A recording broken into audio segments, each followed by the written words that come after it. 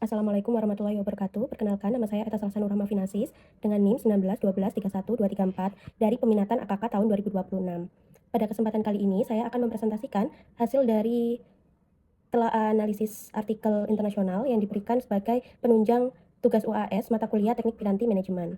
Sesuai topik yang telah saya dapatkan, saya mendapatkan topik Economic Order Quantity. Oleh karena itu, pada presentasi ini saya akan membahas konsep dasar EOQ serta mengulas 5 artikel ilmiah berbahasa Inggris yang berkaitan dengan topik tersebut. Selain itu, saya akan menjelaskan key message dari masing-masing artikel beserta kontribusinya terhadap keilmuan AKK.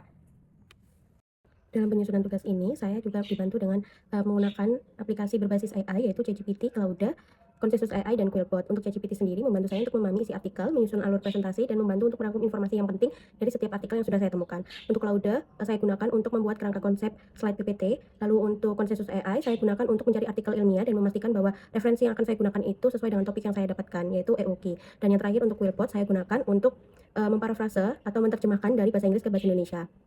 Baik, selanjutnya saya akan menjelaskan rincian topik yang akan dibahas pada presentasi ini. Presentasi ini saya susun menjadi 5 bagian utama. Yang pertama, saya akan menjelaskan mengapa Economic Order Quantity atau EOQ menjadi salah satu teknik manajemen yang penting, khususnya dalam pengelolaan persediaan di organisasi pelayanan kesehatan. Kedua, saya akan membahas konsep dasar EOQ, mulai dari pengertian, tujuan penerapan, komponen-komponen yang digunakan, hingga bagaimana metode ini dapat membantu menentukan jumlah pemesanan yang paling ekonomis. Ketiga, saya akan mengulas 5 artikel ilmiah berbasis internasional yang berkaitan dengan EOQ. Pada setiap artikel, saya akan menjelaskan mengenai key message atau pesan utama yang saya peroleh, kemudian kontribusinya terhadap keilmuan AKK dan pengelolaan organisasi pelayanan kesehatan serta penyusunan kebijakan. Yang keempat, saya akan menyampaikan hasil sintesis atau insight yang sudah saya peroleh setelah membandingkan kelima artikel tersebut, sehingga dapat terlihat persamaan maupun perkembangan konsep EOQ dari berbagai penelitian. Untuk terakhir, saya akan menutup presentasi dengan menyampaikan bahwa kesimpulan berdasarkan hasil telah 5 artikel yang telah saya bahas. Baik, setelah mengetahui alur pembahasan, selanjutnya saya akan menjelaskan mengenai mengapa Economic Order Quantity atau EOQ menjadi topik yang penting untuk saya bahas. Dalam organisasi pelayanan kesehatan, khususnya rumah sakit, pengelolaan persediaan merupakan salah satu aspek yang sangat penting. Rumah sakit sendiri itu harus memastikan bahwa obat, alat kesehatan, dan bahan medis habis pakai itu harus selalu tersedia ketika dibutuhkan agar pelayanan kepada pasien dapat berjalan dengan lancar. Namun, pengelolaan persediaan bukan hanya tentang menyediakan stok sebanyak-banyaknya. Jika persediaan terlalu sedikit, rumah sakit dapat mengalami stok out atau kekurangan stok yang berpotensi menghambat pelayanan di fasilitas kesehatan tersebut. Sebaliknya, jika persediaan terlalu banyak, akan muncul risiko overstock yang dapat meningkatkan biaya penyimpanan. Bahkan barang itu bisa rusak atau berpotensi kadaluarsa sebelum barang itu digunakan. Selain itu, berdasarkan beberapa penelitian, biaya persediaan juga merupakan komponen yang sangat besar dalam operasional di rumah sakit. Oleh karena itu, pengelolaannya harus dilakukan secara efektif dan efisien. Nah, maka dari itu, Economic Order Quantity atau EOQ ini tuh berperan. EOQ merupakan salah satu teknik dan piranti manajemen yang dapat membantu menentukan jumlah pemesanan yang paling optimal, sehingga kebutuhan persediaan tersebut tetap terpenuhi dengan biaya yang paling ekonomis. Dengan demikian, organisasi di pelayanan kesehatan dapat menjaga keseimbangan antara ketersediaan stok dan efisiensi biaya. Setelah memahami pentingnya EOQ, selanjutnya saya akan menjelaskan konsep dasar dari metode Economic Order Quantity.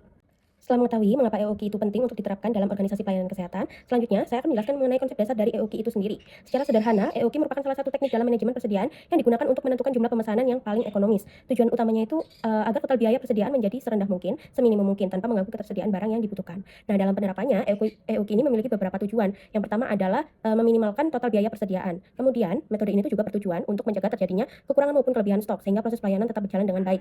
Selain itu, EOQ juga membantu untuk meningkatkan efisiensi operasional karena pengadaan barang dilakukan berdasarkan perhitungan yang lebih terencana. Untuk menentukan jumlah pemesanan yang optimal, terdapat beberapa komponen yang perlu diperhatikan. Pertama adalah demand, yaitu jumlah kebutuhan barang dalam satu periode. Kedua yaitu ordering cost, yaitu biaya yang dikeluarkan setiap kali melakukan pemesanan. Ketiga adalah holding cost, yaitu biaya yang timbul selama barang disimpan di gudang. Dan yang terakhir adalah reorder point, yaitu titik atau waktu yang menunjukkan kapan organisasi itu harus melakukan pemesanan kembali agar persediaan tidak sampai habis. Pada slide ini juga ditampilkan rumus tersebut gunakan untuk menghitung jumlah pemesanan yang paling optimal dan ekonomis dengan mempertimbangkan kebutuhan barang, biaya pemesanan, dan biaya penyimpanan. Meskipun perhitungannya menggunakan rumus yang sangat matematis, ini dari metode ini tuh untuk membantu organisasi mengambil keputusan pengadaan yang lebih efektif dan efisien. Setelah memahami konsep dasar EOQ, selanjutnya saya akan masuk ke pembahasan utama, yaitu hasil telah saya untuk 5 artikel internasional yang membahas penerapan dalam pengembangan metode EOQ tersebut. Selanjutnya masuk ke pembahasan terkait artikel yang sudah saya ulas. Artikel yang pertama saya mereview dari penelitian Al-Nal et al. Tahun 2024 yang berjudul Economic Order Quantity, State of the Art in the Era of Uncertain Supply Chains. Penelitian ini tuh membahas mengenai bagaimana perkembangan model EOQ di tengah kondisi supply chain yang saat ini semakin kompleks dan penuh ketidakpastian. Jika sebelumnya model EOQ lebih banyak digunakan dengan asumsi bahwa permintaan dan waktu pengiriman itu relatif stabil, maka di penelitian ini tuh menunjukkan bahwa kondisi tersebut sudah banyak berubah. Berdasarkan key message yang sudah saya tulis, key message yang pertama bahwa peneliti itu menjelaskan model EOQ itu terus berkembang mengikuti kondisi supply chain yang semakin kompleks. Artinya, EOQ bukan lagi suatu metode yang bersifat statis, tapi terus disempurnakan agar dapat digunakan sesuai dengan kondisi yang dihadapi organisasi saat ini. Key message yang kedua menunjukkan bahwa EOQ itu tidak lagi hanya mempertimbangkan biaya pemesanan dan biaya penyimpanan, tetapi juga mulai memasukkan faktor ketidakpastian seperti perubahan permintaan dan lead time. Hal itu penting karena dalam praktiknya sendiri kebutuhan barang di rumah sakit itu tidak selalu tetap atau tidak selalu sama. Misalnya ketika terjadi peningkatan jumlah pasien atau kondisi tertentu seperti wabah penyakit, kebutuhan obat dan alat kesehatan itu dapat meningkat secara tiba-tiba. Oleh karena itu, perhitungan persediaan juga perlu lebih fleksibel. Selanjutnya, penelitian ini itu juga menjelaskan bahwa teknologi digital mulai banyak dikombinasikan dengan model EOQ untuk meningkatkan akurasi pengelolaan persediaan. Dengan adanya sistem informasi inventory, data mengenai stok, penggunaan barang, maupun waktu pemesanan dapat dipantau secara lebih cepat, sehingga keputusan yang diambil itu juga lebih tepat. Berdasarkan hasil penelitian tersebut, peneliti menyimpulkan bahwa EOQ itu masih relevan digunakan sebagai dasar pengambilan sebuah keputusan dalam manajemen persediaan, termasuk pada sektor kesehatan. Meskipun lingkungan supply chain itu terus mengalami perubahan, prinsip dasar EOQ masih dapat diterapkan dengan menyesuaikan perkembangan teknologi dan kondisi operasional yang sudah ada. Artikel kedua yang saya review adalah penelitian dari Magaji et al. Tahun 2024 yang berjudul Evaluating the Impact of Economic Order Quantity Strategy on Organizational Performance, di mana penelitian ini itu berfokus untuk bagaimana penggunaan atau penerapan strategi economic order quantity dapat mempengaruhi kinerja suatu organisasi, terutama dalam pengelolaan persediaan. Di sini peneliti itu ingin melihat apakah penggunaan EOQ itu benar-benar memberikan dampak yang lebih baik dibandingkan dengan sistem pemesanan yang hanya didasarkan pada perkiraan atau pengalaman. Berdasarkan key message yang pertama, penelitian ini itu menunjukkan bahwa EOQ terbukti mampu membantu organisasi mengendalikan persediaan secara lebih efisien melalui penentuan jumlah pemesanan yang optimal. Dengan mengetahui jumlah pemesanan yang sesuai, organisasi tersebut dapat mengurangi pemborosan dan memastikan bahwa persediaan tetap tersedia sesuai kebutuhan. Selanjutnya, key message yang kedua menjelaskan bahwa penerapan EOQ tidak hanya mampu menekan biaya persediaan, tapi juga membuat proses operasional menjadi lebih terencana dan stabil. Hal ini itu karena setiap keputusan pemesanan yang dilakukan berdasarkan hasil perhitungan, bukan hanya berdasarkan perkiraan. Dengan demikian, proses pengadaan menjadi lebih terstruktur dan penggunaan anggarannya juga lebih efisien.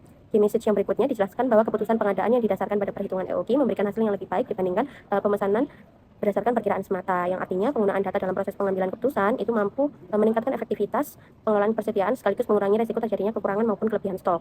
Walaupun penelitian ini itu dilakukan pada sektor industri, peneliti juga menjelaskan bahwa prinsip EOQ tetap dapat diterapkan pada berbagai organisasi yang memiliki persediaan, termasuk organisasi pelayanan kesehatan. Nah, di rumah sakit juga memiliki karakteristik yang sama, yaitu harus mengelola persediaan dalam jumlah yang besar dengan biaya yang efisien, biaya yang paling ekonomis, sehingga metode EOQ ini itu masih sangat relevan untuk ditetapkan.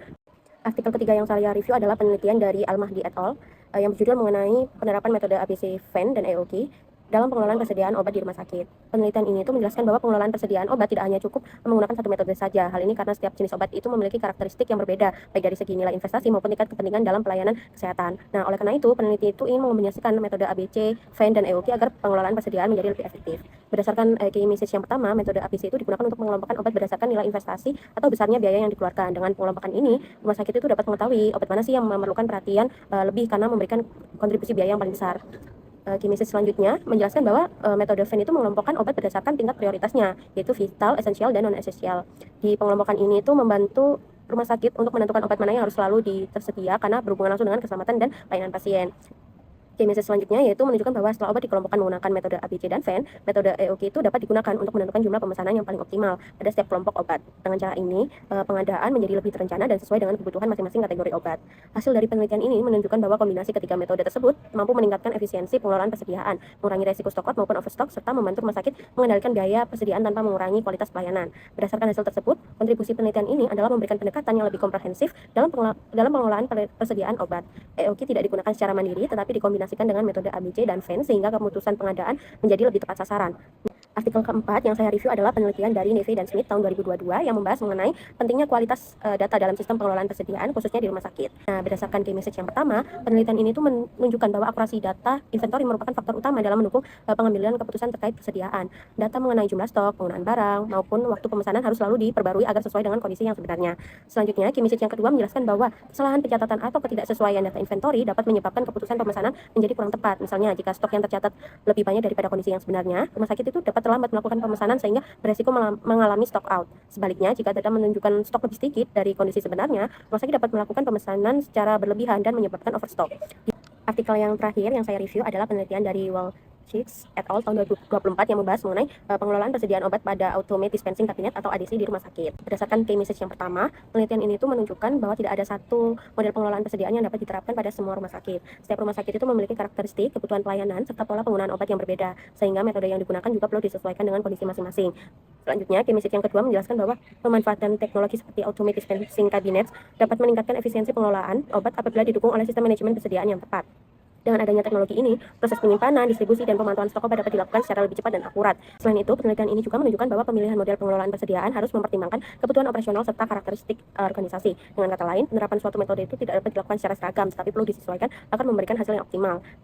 Setelah melakukan review terhadap kelima artikel tersebut, terdapat beberapa insight atau poin penting yang dapat kita ambil. Insight yang pertama adalah bahwa EOQ itu masih menjadi metode yang relevan dalam pengelolaan persediaan, termasuk di organisasi pelayanan kesehatan. Yang kedua adalah EOQ terus berkembang mengikuti perubahan kondisi supply chain dan kemajuan teknologi. Selanjutnya, insight yang ketiga menunjukkan bahwa EOQ akan memberikan hasil yang lebih optimal apabila dikombinasikan dengan metode atau sistem pendukung lainnya.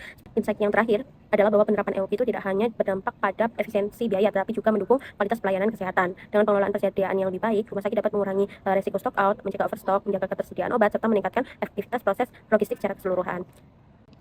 Konklusi yang bisa diambil dari slide ini yang pertama yaitu EOQ tetap menjadi metode yang relevan dalam manajemen persediaan meskipun menghadapi tantangan supply chain yang semakin kompleks. Yang kedua yaitu perkembangan EOQ menunjukkan adanya integrasi dengan metode analisis lain dan teknologi digital untuk meningkatkan efektivitas pengelolaan persediaan. Yang ketiga, dalam organisasi pelayanan kesehatan, penerapan EOQ berkontribusi pada efisiensi biaya, ketersediaan obat, dan kualitas pelayanan. Dan yang terakhir, oleh karena itu EOQ itu dapat menjadi salah satu pendekatan yang mendukung pengambilan keputusan logistik yang lebih efektif dan berkelanjutan. Berikut merupakan referensi yang saya gunakan. Sekian dan terima kasih. Mohon maaf apabila terdapat kesalahan kata penyampaian ataupun kurangnya artikulasi dalam penyampaian saya. Kurang lebihnya mohon maaf. Wassalamualaikum warahmatullahi wabarakatuh.